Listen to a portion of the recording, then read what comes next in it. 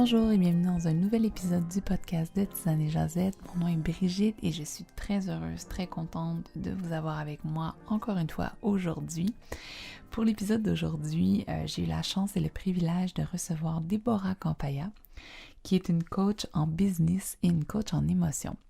Déborah aide les femmes entrepreneurs à se détacher de leur schéma d'autosabotage et leur syndrome de l'imposteur pour passer au niveau supérieur dans leur business, mais aussi dans leur vie en général. À l'approche de la Saint-Valentin, j'ai demandé à Déborah si elle voulait venir partager avec nous ses connaissances de coaching en lien avec la sexualité et elle a gentiment accepté mon invitation et ça m'a vraiment fait chaud au cœur. Notre entretien a donné place à une super conversation sur la masturbation féminine et les tabous qui l'entourent. On a aussi également parlé d'épanouissement sexuel et d'identité sexuelle et des effets qu'ils peuvent avoir sur le business et sur notre créativité. Je me permets de dire que Déborah et moi, on a eu beaucoup de plaisir à enregistrer cet épisode. On a eu une très belle conversation et je pense que ça se ressent dans l'énergie qu'on dégage tout au long de l'épisode. Vous allez le voir par vous-même. J'espère que vous allez avoir autant de plaisir que nous à l'écouter. Et comme à l'habitude, n'hésitez pas à partager l'épisode autour de vous et de laisser vos commentaires sur Apple Podcast pour permettre à d'autres personnes de découvrir le podcast, de connaître la plateforme de Tisane et Jazette et pouvoir partager autour de vous. Et merci infiniment à tous ceux qui supportent le podcast déjà, qui l'ont déjà fait. Ça me touche énormément à chaque fois que je vous lis. Donc, merci infiniment. Donc, sans plus tarder, voici mon échange avec Déborah Campaya. Alors Déborah, merci beaucoup d'avoir accepté mon invitation aujourd'hui. Je suis trop contente de t'avoir enfin sur le podcast avec moi. Merci. C'est normal, oui. Regarde, on va passer directement dans le vif du sujet. On a parlé de maintes et maintes sujets avant de décider qu'est-ce qu'on allait parler ensemble.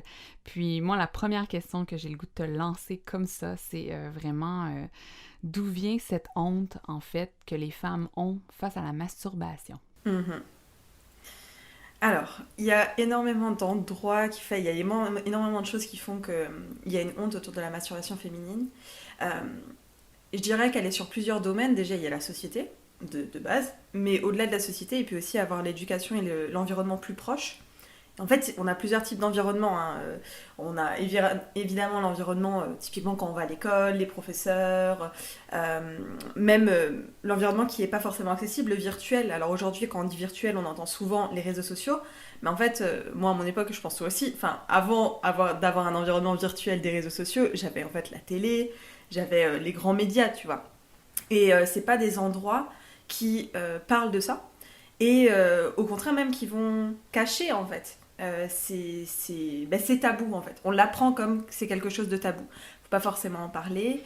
Et il suffit que du coup tu aies ton environnement plus proche, ta famille qui pense à peu près la même chose et qu'il faut pas forcément en parler, ou qui ont des idées reçues aussi, parce qu'on pense aussi souvent que la masturbation féminine c'est quelque chose qu'il faut commencer à parler si admettons c'est pas tabou à un certain âge, tu sais, il y a un certain âge où c'est censé commencer, où tu développes ta sexualité et tout.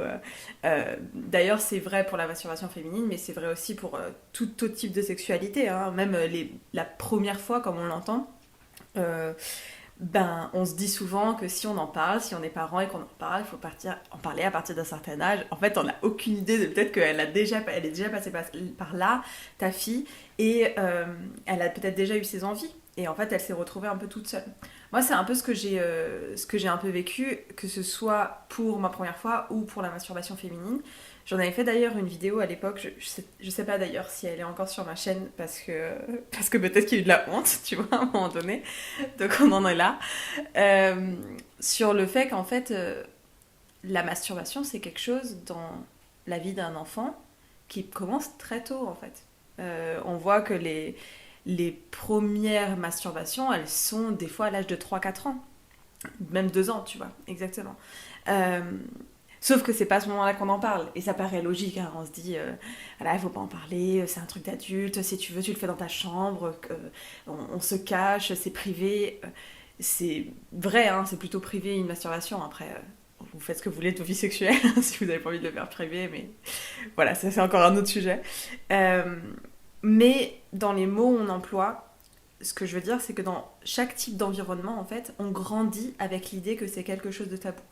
Et puis, il ne faut pas oublier qu'il y a ici une grande différence entre comment on traite la masturbation masculine et la masturbation féminine.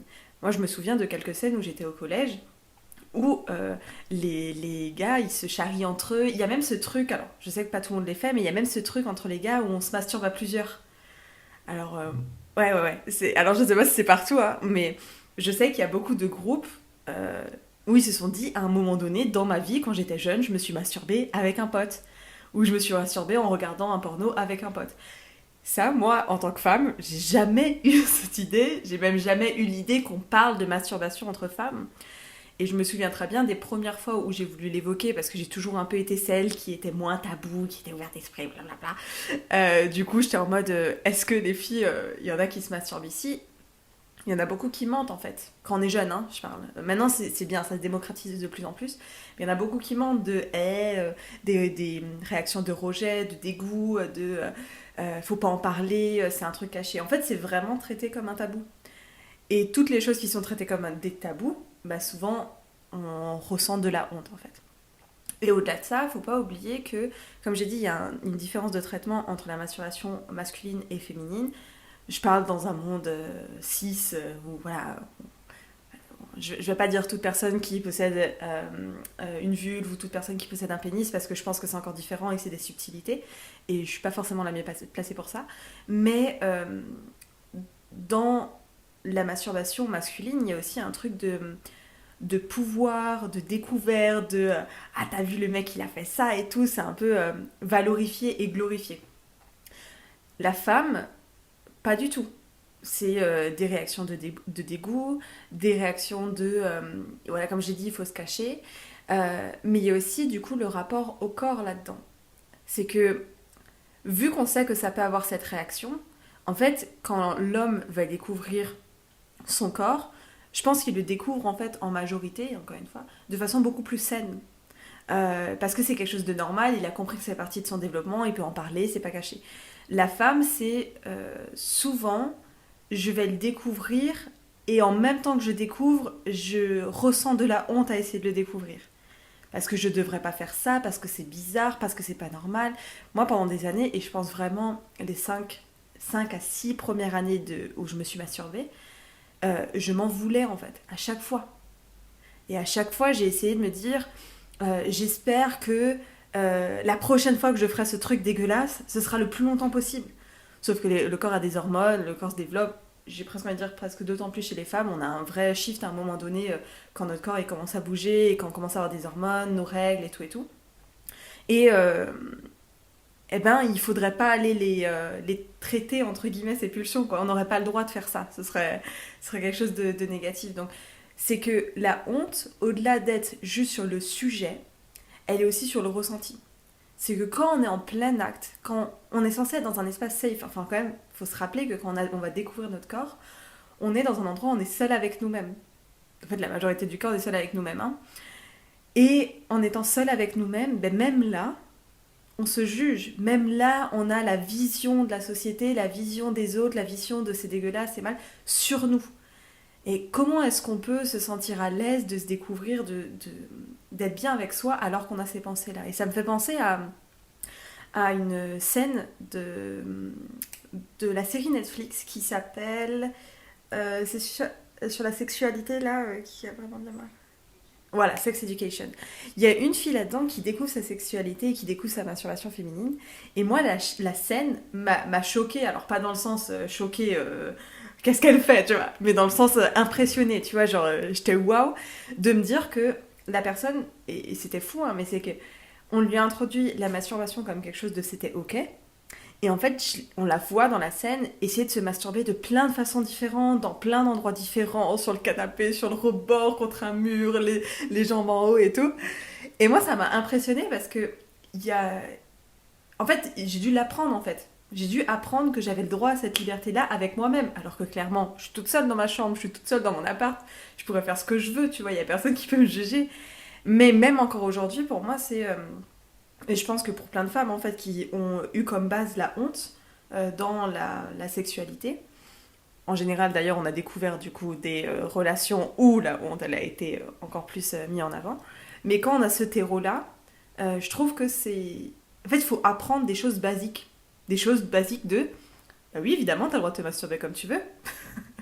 Bah oui, évidemment, il n'y a pas de la honte si tu veux te mettre dans cette position, si tu veux le faire 2 minutes, si au contraire tu veux le faire 1 heure. Et en fait, on le dit pas. Alors, aujourd'hui, heureusement, il y a beaucoup plus de voix qui sont données à ça, avec les réseaux sociaux évidemment, et c'est génial, comme là on est en train de le faire, tu vois. Et je pense sincèrement qu'on va du coup avoir des nouvelles générations de femmes beaucoup plus libérées dans leur sexualité et dans leur rapport au corps aussi, dans est-ce qu'elles ont le droit, est-ce qu'elles ont le droit de recevoir, et dans en fait leur façon de forger leur identité sexuelle. Donc, le terme à utiliser, c'est vraiment identité sexuelle, en fait. Est-ce que tu pourrais juste nous en parler un petit peu plus? Puis, qu'est-ce que ça fait, le fait, justement, de s'identifier, de se donner une identité sexuelle, en fait? Puis, comment tu te lèves un matin, puis tu te dis, OK, ben aujourd'hui, j'aimerais ça avoir une identité sexuelle, puis je suis une femme sexuée et épanouie, et j'y vais. Comment ça fonctionne, en fait? Alors déjà, je dirais que la première chose, c'est de se rendre compte qu'on a tous une identité sexuelle, toutes et tous une identité sexuelle, sauf qu'on met pas les mots dessus. Euh, mais en fait, l'identité sexuelle, pourquoi je l'appelle comme ça? Parce que c'est juste l'identité dans le domaine de vie qui est la sexualité. Mais en fait, on a des identités dans tout domaine de vie et on a aussi l'identité de base de qui on est et ce sur quoi on va majoritairement baser nos décisions, baser notre vie, qui est souvent en lien avec nos valeurs hautes, nos priorités hautes. Mais quand on va plus en profondeur, une fois qu'on a trouvé notre identité, qui on est, en fait, c'est cette fameuse question de qui suis-je, eh ben là, on peut aller se poser ces questions-là dans nos différents domaines de vie. Ça peut être quelle est mon identité business, quelle est mon identité de leader, quelle est mon identité dans les finances, quelle est mon identité dans les relations amoureuses, dans le couple, dans la drague. Voilà, on peut vraiment aller voir en fait chaque sous-domaine carrément. Et la sexualité en fait partie. Et en fait, il faut se rendre compte que de toute façon, qu'on mette un mot dessus ou pas, en fait, on a tous une identité avec laquelle on va du coup en faire découler des comportements, des croyances, des valeurs, même un environnement en fait. Et c'est un peu le lien avec la pyramide de Dilt. C'est que à partir du moment où on va avoir une certaine identité, typiquement si j'ai l'identité de la femme qui a honte dans la sexualité, euh, déjà de le mettre à voix haute et de le dire, de le conscientiser que c'est vrai que j'agis à travers l'identité de la femme qui a honte dans la sexualité, eh ben on va en faire découler des croyances. Parce qu'on a cette identité. Et la croyance qu'on peut faire découler, évidemment, c'est des exemples, c'est dégueulasse, c'est pas quelque chose que j'aime, la sexualité, c'est tabou, c'est douloureux, ça fait peur, toutes ces choses-là. Et des croyances, on va en découler des comportements. Et typiquement, des comportements qu'on peut en découler, c'est la surpréparation à un acte, c'est aussi des comportements de peur en parler. Ça peut être aussi des comportements de éteindre la lumière quand je fais l'amour, de ne pas vouloir regarder mon corps. Voilà, c'est tous ces comportements-là qui vont découler des croyances, qui elles-mêmes découlent de l'identité. On met aussi des valeurs en général, mais moi je les mets un peu ensemble. Et on va aussi se créer un environnement qui découle de ces comportements-là. Et typiquement, si on est dans des comportements de se cacher, de j'éteins la lumière, voilà, j'ai honte, toutes ces choses-là, eh bien peut-être qu'on va attirer à soi un environnement, donc des conjoints, des partenaires sexuels, qui soit vont être frustrés, parce qu'ils ne sont pas dans les mêmes croyances, mais qui au final vont devoir entre guillemets les subir. En vrai, je pense pas vraiment qu'ils les subissent parce qu'ils pourraient faire d'autres choses, tu vois. Mais on peut aussi attirer juste des partenaires. Je parle des partenaires sexuels, mais ça peut aller au-delà. Hein. Ça peut être des amis pour qui c'est tabou aussi. Voilà, on peut agrandir cet environnement. Et ça peut être aussi même des personnes qu'on va décider de suivre sur les réseaux sociaux. C'est-à-dire que si j'ai l'identité de la honte, eh ben peut-être que quand je vais voir des personnes pour qui ça va pas être honteux et qui vont pas être cette identité, ben je vais pas vouloir qu'elle fasse partie de mon environnement. Alors évidemment, c'est inconscient. On se dit pas consciemment non, je ne veux pas suivre des personnes qui en parlent librement. Mais vu qu'on a cette identité-là, ça nous met mal à l'aise et donc on va créer un autre environnement. Donc c'est vraiment juste au-delà du partenaire sexuel. Et le truc qui est un peu chiant, c'est que vu qu'on est dans cet environnement, eh ben, on peut remonter la pyramide et se rendre compte que cet environnement va renforcer nos comportements, va renforcer nos croyances, va renforcer notre identité. Donc ça, il faut vraiment se rendre compte qu'on a tous une identité de base sexuelle, et je dirais que peut-être la première question que les personnes peuvent se poser en écoutant le podcast, c'est quoi votre identité sexuelle? À partir de quelle identité? C'est la femme qui, ou une identité, vous pouvez le trouver à travers une métaphore aussi. Peut-être je suis un soleil qui brille dans la sexualité, ou au contraire je suis une tornade. Enfin, il y a plein de métaphores qu'on peut utiliser. Mais juste allez vous poser la question de c'est quoi l'identité à travers laquelle je crée ma sexualité? Et une fois que vous en êtes rendu compte, eh ben là vous pouvez aussi vous demander c'est quoi l'identité à travers laquelle j'ai envie de créer cette sexualité. Et en général, c'est en lien avec vos valeurs hautes, mais c'est aussi juste en lien avec le fait que ça vous inspire. Ça ne veut pas dire que c'est simple et que c'est naturel pour vous d'être cette personne-là, mais quand vous allez dire le mot, eh ben, ça peut vous inspirer. Si vous dites je veux être une femme épanouie, je veux être une femme pour qui c'est le jeu, la sexualité, je veux être une femme pour qui, ou je suis la femme séductrice, je suis la femme dominatrice, bref, il y a plein de choses qu'on peut mettre, mais rien que de dire je suis cette femme-là, c'est même pas fake it until you make it, parce que vous n'êtes pas en train de faker, c'est ça qui est intéressant, c'est que ça vient profondément de votre élan en fait, ça vous inspire. Si c'était juste fake it until you make it, ça serait pas en train de vous inspirer, ça viendrait pas de l'intérieur, ce serait plutôt quelque chose d'extérieur que vous essayez de poser sur vous. Et là, ce qui est cool, c'est rien qu'en mettant le mot sur cette nouvelle identité, vous allez aussi jaillir en fait cette pépite qui est à l'intérieur de vous. Ce truc de mais c'est vrai que ça fait partie de moi. Et vu que je mets un mot dessus, je valorise cette partie-là de moi, et donc elle peut grandir, et donc à partir de cette identité-là, je vais en faire découler des croyances, des comportements et un environnement. C'est d'ailleurs pour ça que moi je travaille beaucoup sur les transitions et les transformations identitaires, parce que je trouve que c'est ce qui fonctionne le mieux. Une fois que tu as ta nouvelle identité, ben typiquement si ton identité c'est je suis une femme séductrice et épanouie, eh ben en, en croyance c'est être je suis tellement belle que je peux avoir un homme à la hauteur de mes attentes. Peut-être en lien avec la séductrice et l'épanouie. Donc si tu as cette croyance-là, eh ben, qu'est-ce qui va se passer? C'est que dans tes comportements, ben, tu vas dire non aux gens et aux mecs et aux femmes qui ne sont pas assez à la hauteur. Et du coup, quand on dit non au bien, on est capable de dire oui au meilleur. Et là, on va pouvoir dire oui à des personnes qui nous correspondent vraiment, mais parce qu'on a eu cette identité. Et donc, dans le comportement, voilà, c'est ça, on dit oui, on dit non. Et dans l'environnement, eh ben hop, on s'attire des partenaires sexuels, des partenaires de vie, des amis, totalement différents. Et c'est assez fou, en fait, de comprendre le pouvoir, en fait, de l'identité. Bon, moi, c'est un sujet qui me passionne, mais... Ouais, je pense que c'est vraiment ça. Je pense que c'est assez complet, là. Puis, en fait, tu sais, il n'y a pas juste le fait de changer d'identité et tout ça, mais je pense que aussi il y a une étape, tu as des blocages souvent dans ta vie aussi qui t'empêchent de justement faire le shift de cette identité-là. Puis, justement, les blocages en lien avec ton identité sexuelle ou justement dans ta vie sexuelle en général, que ce soit poser des actes ou justement vulgariser quelque chose que tu aimerais dans ta vie sexuelle. Est-ce que ces blocages-là peuvent influencer d'autres aspects de ta vie ou c'est justement juste sur la sexualité puis ça va rien influencer d'autre autour de toi? Je pense que j'ai déjà une idée de la réponse, mais je vais te laisser développer dessus. Ouais. Alors, c'est sûr et certain, en fait, que ça vient bloquer d'autres aspects de ta vie pour une simple et bonne raison, c'est que, en fait, la seule chose qui vient créer l'ensemble de ta vie, de ton monde et de ton environnement, en fait, c'est toi-même. C'est la seule personne à qui tu seras du début à la fin de ta vie, c'est toi-même. Et la seule base en commun dans tout ce que tu fais, dans tout ce que tu crées, que ce soit ton estime de toi, ta confiance en toi, que ce soit le job que tu vas choisir, que ce soit le partenaire de vie, la maison dans laquelle tu vas habiter, la seule chose qui est en commun partout, c'est toi. Donc il faut bien se rendre compte qu'à partir du moment où ça a un impact sur toi, en fait ça a un impact sur tout le reste. Alors évidemment, les échelles peuvent être plus ou moins grandes, mais ça a tout de même un impact. C'est que si je prends l'exemple de cette honte, cette identité-là, même pas que la honte, ça peut être d'autres blocages sexuels, ça peut être de la peur, ça peut être de la colère, ça peut être juste le fait de se sentir bloqué, point. Il n'y a pas d'émotion derrière, c'est je suis figée.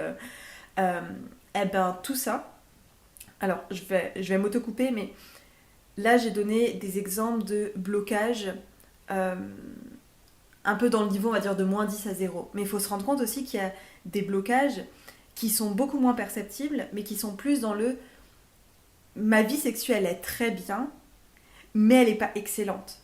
Et c'est pas la même chose que ma vie sexuelle est nulle et je la veux qu'elle soit bien. On a d'autres blocages. Donc typiquement, si t'as une identité géniale et t'as plein de choses dans ta vie sexuelle, ça va très bien, ça se passe très bien, mais que tu te rends compte qu'admettons, y a des fantasmes que tu t'autoriserais même pas à en parler, effectivement que t'as l'impression que ça impacte pas ta vie amoureuse parce que tu te dis bon ça va, elle est quand même très bien, mais en vrai ça impacte ce que tu t'autorises à avoir dans ta vie, ce que tu tolères dans ta vie. Et tu tolères pas l'excellence en fait, tu tolères en fait le normal, le moyen. Donc voilà, il y a ces types-là de blocage. Et ça veut dire des choses sur nous en fait. Quel type de personne on est si on s'autorise pas que l'excellence, si on ne tolère pas que l'excellence. Est-ce que ça veut dire qu'on est un type de personne qui ne s'estime pas assez, qui pense ne pas mériter? Est-ce que ça veut dire qu'on s'aime pas assez pour se donner ces cadeaux-là? Est-ce que en fait c'est en lien avec des blessures émotionnelles? Est-ce que c'est en lien avec des peurs? Est-ce que c'est en lien avec des schémas? Ça, c'est des choses que ça va nous impacter nous. Et comme je l'ai dit avant, si ça nous impacte nous, ce que moi j'appelle le pilier numéro 1, du coup ça va impacter les autres piliers extérieurs. Et on va certainement en parler plus tard, mais il y a des corrélations réellement entre notre vie sexuelle et ce qu'on n'est pas capable de créer, de manifester et d'attirer à nous dans notre vie, que ce soit des opportunités de vie, que ce soit de la finance, que ce soit un business, que ce soit des relations amicales, j'ai même envie de dire des relations familiales. Si je donne une petite anecdote, moi j'ai vu qu'à partir du moment où j'ai travaillé sur ma sexualité, évidemment que ça vient créer un certain épanouissement, que ça vient créer quelque chose de différent, une énergie différente. Et ça, en fait, ce calme, cette sérénité, cette satisfaction qu'il y a à l'intérieur de soi, soit ça va nous rester comme ça et quand on va parler avec des gens, ils vont la ressentir, ou soit au contraire, on va vouloir encore chercher ça, se dire, si je suis satisfaite dans un domaine, j'ai envie de l'être dans tous, tu vois. Donc, ça, ouais. on va aller manifester des opportunités comme ça. Donc, ouais, le lien, il est évident. Ouais. Mais ma question, c'est si on est déjà, comme tu disais, si on se sent déjà satisfaite dans notre sexualité, puis qu'en fait, on se dit, est-ce que j'aurais vraiment besoin d'aller travailler, de faire du travail au niveau de ça, d'aller vers mes fantasmes, par exemple, parce que peut-être je vis des blocages ailleurs dans ma vie. Est-ce que ça pourrait être une porte d'entrée, en fait, de commencer par ça, au lieu de prendre le chemin inverse? Ouais, mais je pense que les deux chemins se valent, mais je pense que c'est dur d'avoir du recul sur soi pour savoir par quel chemin commencer. Là, en général, je me dis, tu vois, c'est le type de moment où ce serait cool d'aller voir une coach, que ce soit dans un ou l'autre domaine, hein. Si, admettons, c'est... bon, je prends cet exemple parce que je suis aussi dans le business et l'émotionnel, mais si, admettons, tu viens pour un problème business, bon, si tu as une bonne coach en face de toi, à un moment donné, elle va faire le lien, en fait, avec ta vie sexuelle, ou pas, si vous avez le temps, en tout cas. Mais dans l'autre sens, si tu vas voir une coach dans la sexualité parce que tu n'es pas sûr de quel point commencer, quand elle fera un bilan, type les sessions stratégiques et tout, elle va poser les questions de est-ce que tu sens que ça peut impacter, et donc elle va te faire prendre du recul sur la question. Les deux chemins sont bons. Après, je dirais qu'ils ne se valent pas en fonction de la situation. Tu vois, j'aurais pas genre un process en tête de chaque personne doit passer en premier par la sexualité avant de passer par là. Je dirais plutôt que c'est un genre de ping-pong entre les deux. Mais oui, c'est sûr et certain qu'il y a le lien. Donc à un moment donné, même si tu as l'impression que ta vie sexuelle, elle est bien, elle est même très bien. En fait, je suis passée par là, et je pense que je passe par là en ce moment même. C'est aussi pour ça que ça me fait kiffer de parler de sexualité, mais c'est que, typiquement, moi je me suis dit, mais ma vie sexuelle, elle est cool. Je me prendrais la tête, vraiment, elle est bien. Et si je fais le lien avec comment elle était il y a quelques années, avec un parcours où j'ai été violée, agressée, où j'ai grandi dans la honte de la masturbation et tout, je me dis, mais elle est géniale, carrément, tu vois. Et pourtant, je me rends bien compte, parce qu'en ayant des blocages dans d'autres domaines de vie, qu'en fait, c'est un lien avec les blocages que je n'avais même pas vus dans ma sexualité. Et ça peut être des endroits dans ta relation avec les hommes, ça peut être des endroits en lien, moi en tout cas, va être aussi en lien avec l'autorité, avec le lâcher-prise, avec le fait d'assumer ma partie dominante, avec le fait de juste m'autoriser à ne pas juger ce qui pourrait être vu comme bizarre pour moi dans des prises de décision. Enfin, il y a plein de domaines comme ça où tu le travailles ailleurs et tu te dis putain, mais en fait, il se passe exactement la même chose dans ma sexualité, c'est fou quoi. Mais on s'en rend pas compte avant. Donc, ça, je dirais que partez du principe que vous avez constamment et toujours à travailler sur vous. Donc, vous aurez forcément, enfin, vous pourrez forcément aller plus loin en fait. C'est sûr, c'est sûr. Et d'ailleurs, je pense qu'il y a très peu de personnes qui. Alors, c'est peut-être une croyance limitante que j'ai, hein, mais je pense qu'il y a très peu de personnes qui réellement s'épanouissent dans la sexualité.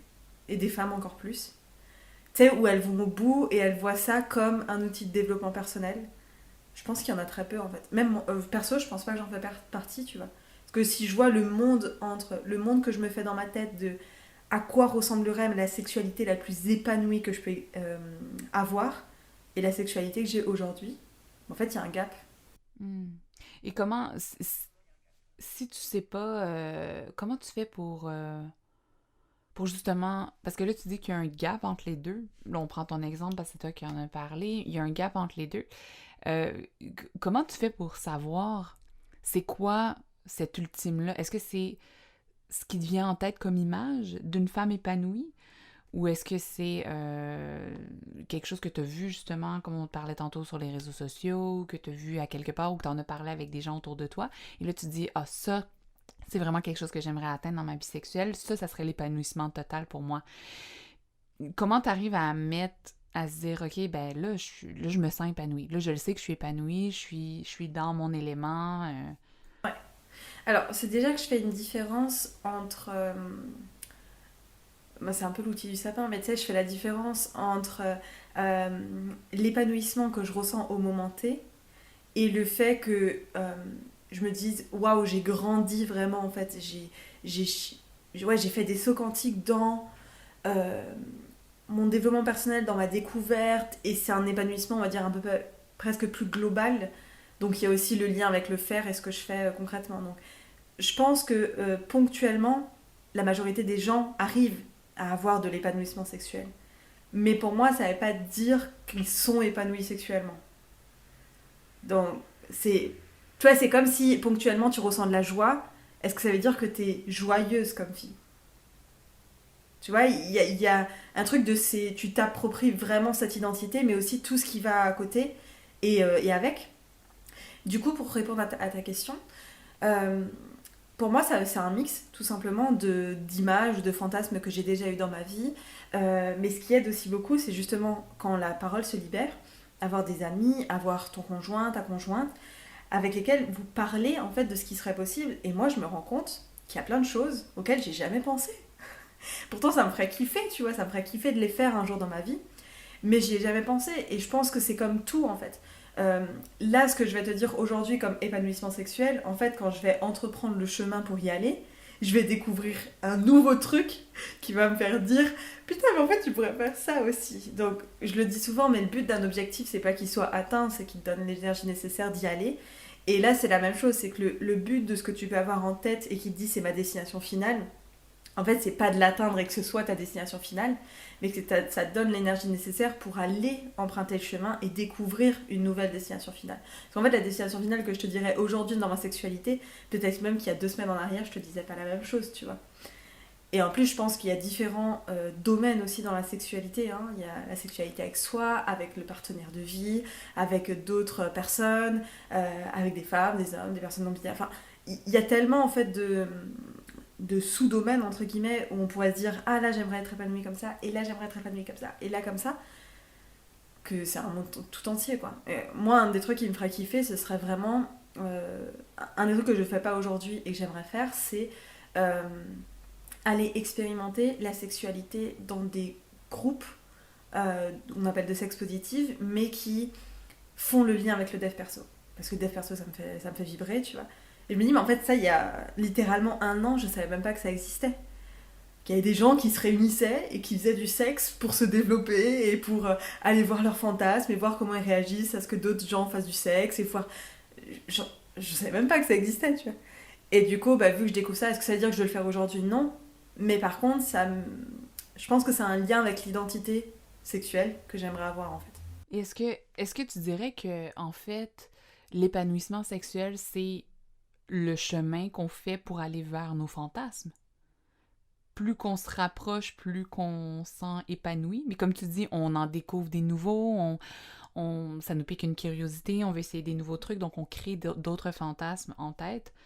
Et plus qu'on avance vers eux, plus qu'on sent l'épanouissement qui s'installe. Mais est-ce que c'est comme tu dis, c'est pas une destination finale non plus? Alors, il faut aussi se rendre compte qu'il y a beaucoup de personnes qui n'ont pas de fantasme. Et du coup, je pense que c'est parce qu'on utilise mal le mot fantasme. En fait, le mot fantasme, on l'utilise souvent pour tu sais, faire l'amour dans un avion, et puis c'est un peu le truc ponctuel où on se fait un film dans notre tête et tout, et on se dit un jour j'aimerais vivre ça.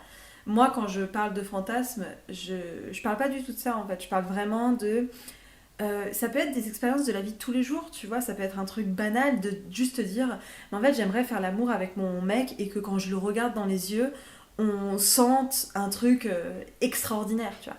Oui, bon, c'est accessible, hein, tu vois, c'est pas obligé d'être le fantasme le plus inaccessible du monde. Donc, les personnes souvent qui disent qu'elles n'ont pas de fantasme, en fait, je pense surtout, on n'utilise pas le même mot pour dire enfin, on utilise le même mot, mais pour dire deux choses différentes. Donc, je vais partir du principe que tout le monde a des fantasmes, mais je vais changer le mot, c'est juste, qu'est-ce que tu désires, tout simplement. C'est ça, en fait. Et plus t'avances, et plus t'as des désirs qui peuvent être de plus en plus subtils, des choses aussi que tu réaliseras jamais. Et ça aussi, il faut s'en rendre compte que c'est ok d'avoir des désirs qu'on ne veut pas réaliser. Mais ça ne veut pas dire que, admettons, dans l'image mentale, il n'y a pas des choses ponctuelles qu'on a envie de vivre. Peut-être qu'on n'a pas envie de vivre toute la scène, mais peut-être qu'on a envie de vivre... je vais donner un exemple de fantasme qui serait je veux être dans la rue et que d'un coup mon copain vient et me fasse l'amour en public. Bon, en fait, peut-être que ce que tu veux pas le vivre, et enfin, je peux comprendre, parce que du coup, c'est quand même pas mal challengeant, tu vois. Mais peut-être que ce que tu as envie de vivre qui est ponctuel là-dedans, c'est le fait de faire l'amour sans que ce soit prévu. Tu vois. Donc c'est pas forcément de l'image, mais le fait d'aller explorer des choses qui même... dans le monde commun, il y a des choses qui seraient pas acceptées, tu vois. On se dit, ben non, c'est de l'exhibitionnisme, il y a des règles, et je suis d'accord, tu vois.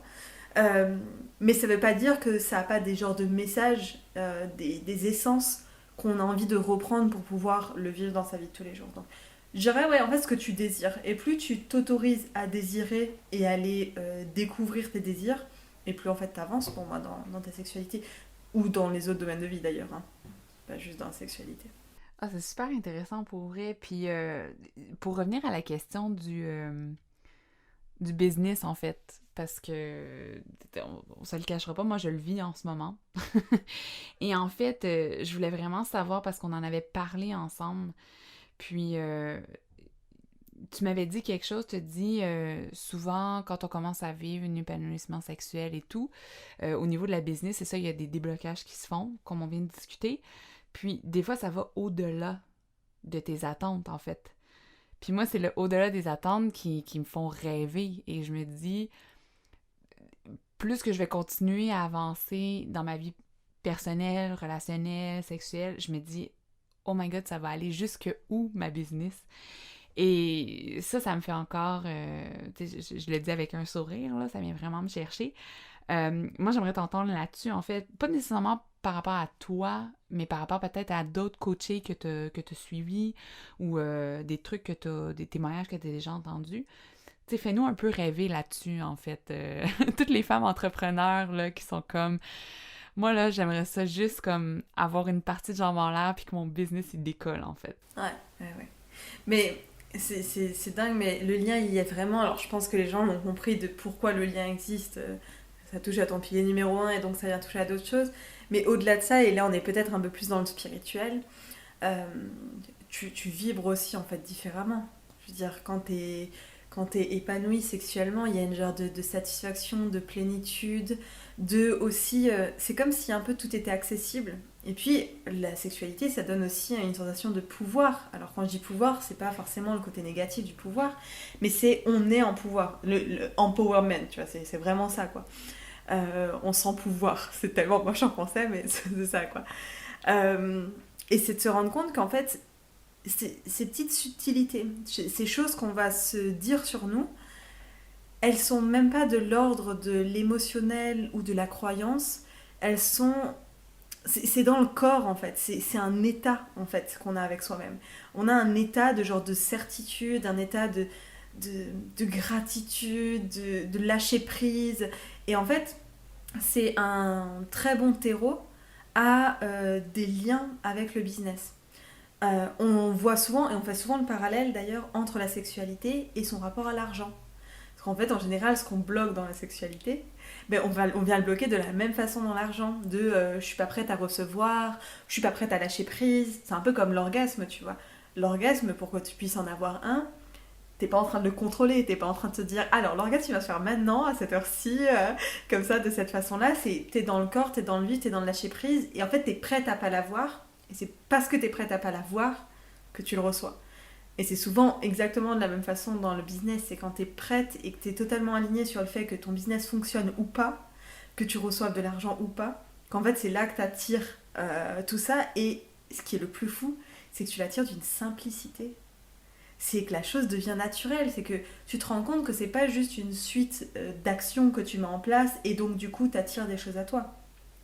C'est au-delà de ça, c'est les gens qui vont venir, c'est des gens qui te correspondent de ouf, c'est des gens qui comprennent en fait. Tu vois, je pense que tu l'as déjà vécu des premiers appels où t'as l'impression d'être sur la même vibration que la personne. Et ça encore, je peux faire le parallèle avec la drague. En fait, une bonne drague, c'est comme une bonne vente, en fait. C'est qu'une bonne drague, t'es sur la même vibration avec la personne, t'as l'impression d'être dans une petite bulle comme ça, où les choses se passent fluidement. Et en fait, on s'en fiche de ce que tu dis. On s'en fiche même si tu dis quelque chose de stupide ou quelque chose, tu sais, à côté de la plaque, parce que vous êtes sur la même vibration. Et c'est la même chose pour la vente, c'est...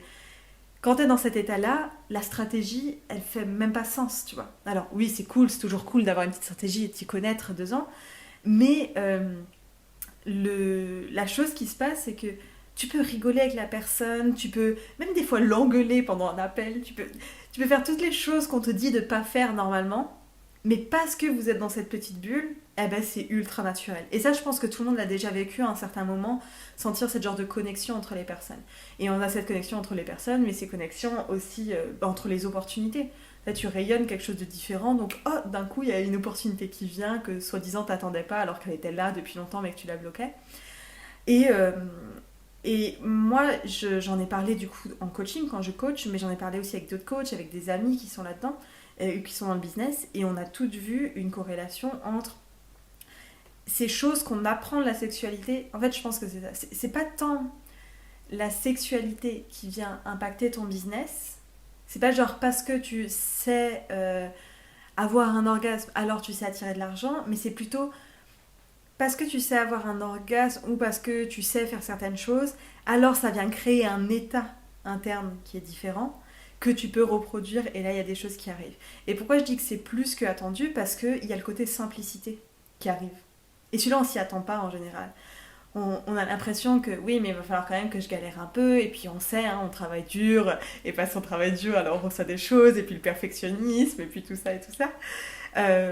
Surtout quand on est des personnes comme nous, où de base, on aime bien, de base, hein, je précise, on aime bien performer, on aime bien être perfectionniste. La bonne élève. Voilà, la bonne élève, tout ça, tout ça. On a grandi avec les injonctions de, voilà, faut travailler dur pour gagner et tout. Et là, parce qu'on fait toute cette transformation identitaire, les choses arrivent simplement. Et en fait, c'est ça qu'on s'y attend pas.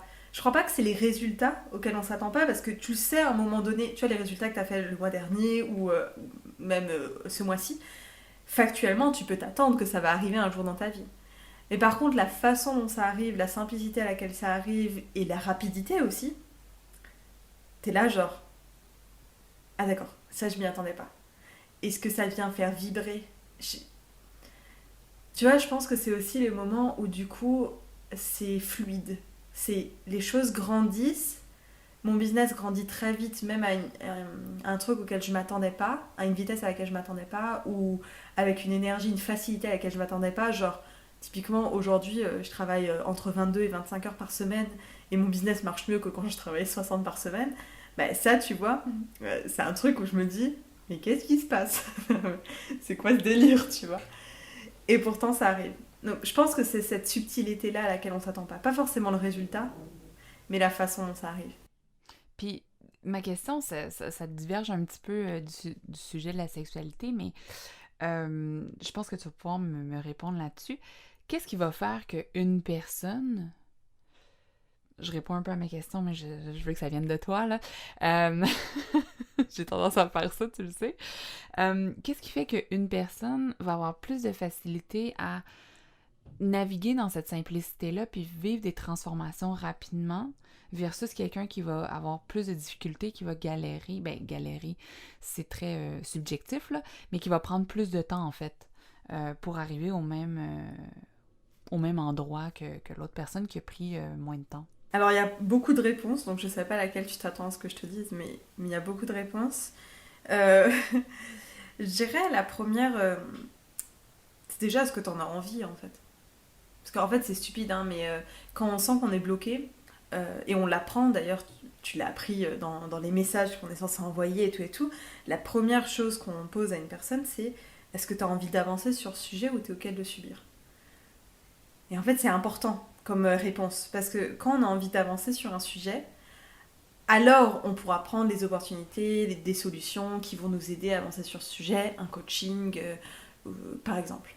Euh, mais il faut se rendre compte aussi que il n'y a pas d'autre réponse possible. C'est soit t'en as envie, ou soit t'es OK de le subir.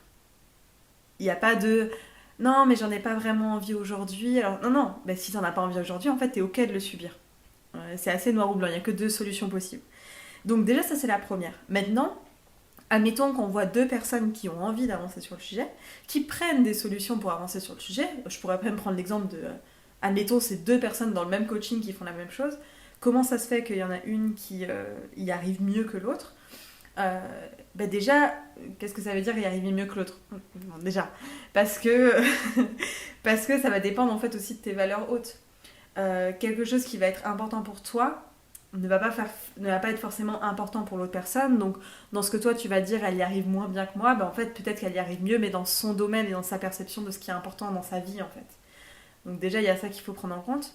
Après, évidemment que moi, je vois quand même en tant que coach une corrélation entre les personnes qui, d'après moi, avancent très vite dans leur développement personnel, dans le fait de grandir et tout, c'est en général des personnes qui ont comme priorité haute soit la santé, soit créer des transformations, des déclics, grandir, évoluer. En général, c'est aussi des personnes qui vont choisir des métiers dans ce style-là, quoi. Des métiers qui aident et qui poussent les gens à grandir, évoluer dans la santé, quoi. Mais ça paraît logique, hein. C'est comme je te dis, les personnes que je vois qui gagnent le plus d'argent, bah, c'est les personnes qui ont comme priorité haute l'argent, quoi. Enfin, c'est juste logique. Est-ce que ça veut dire pour autant qu'elles réussissent mieux? Bah, elles réussissent mieux dans ce domaine-là. Mais de façon globale, si ta priorité haute, c'est, je sais pas, t'amuser avec tes copains, bah, peut-être qu'elles y arrivent beaucoup mieux que nous, en fait, tu vois. Donc, il y a ça. Après, la prise de décision, quand même, je dirais que c'est vraiment la première chose.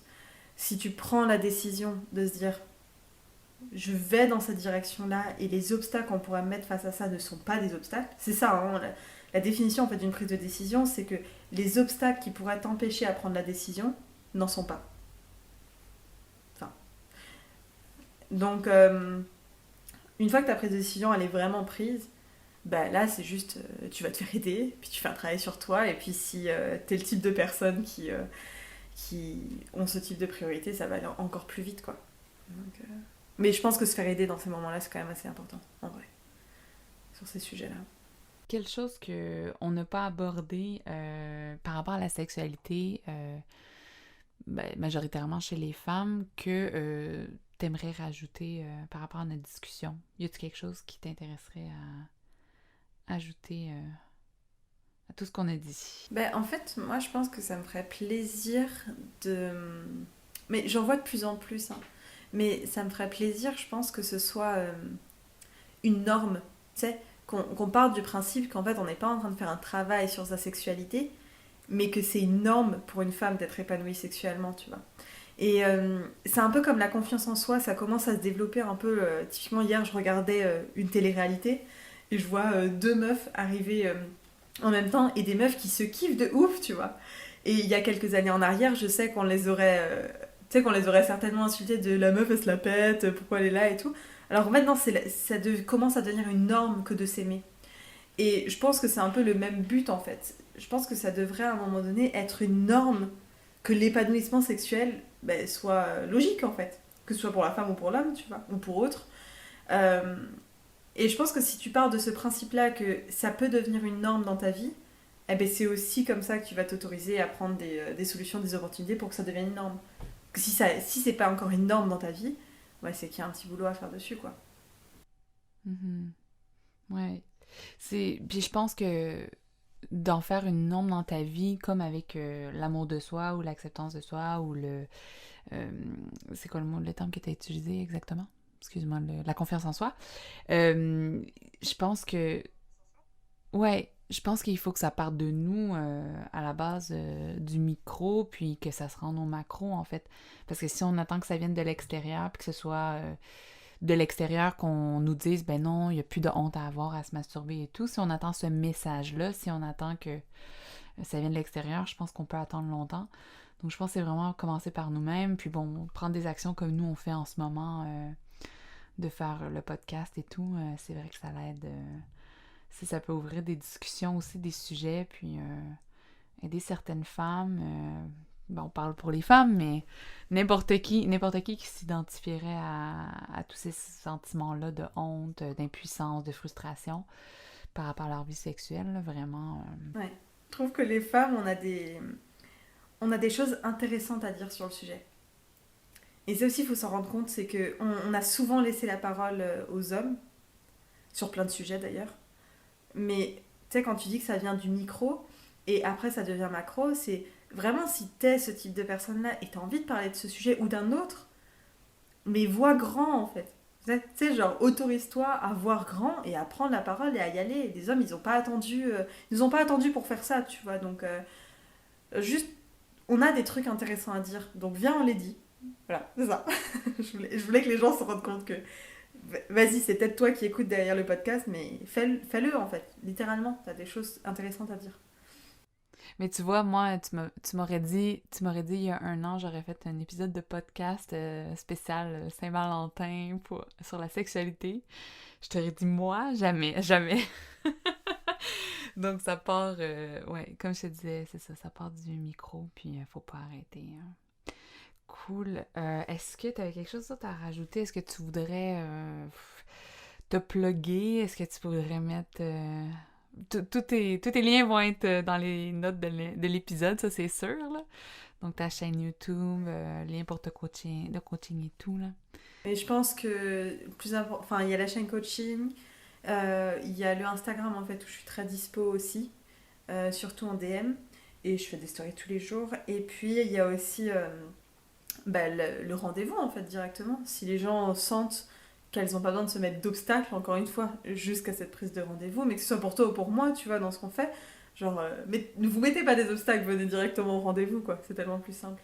Parfait. Merci beaucoup d'avoir été là. Ça m'a trop, trop fait plaisir de parler avec toi. Je sais qu'on pourrait parler pendant des heures en plus. Merci beaucoup. Puis, C'était trop bien. on se revoit une autre fois. Merci à Merci. toi. Bye bye. Bye bye.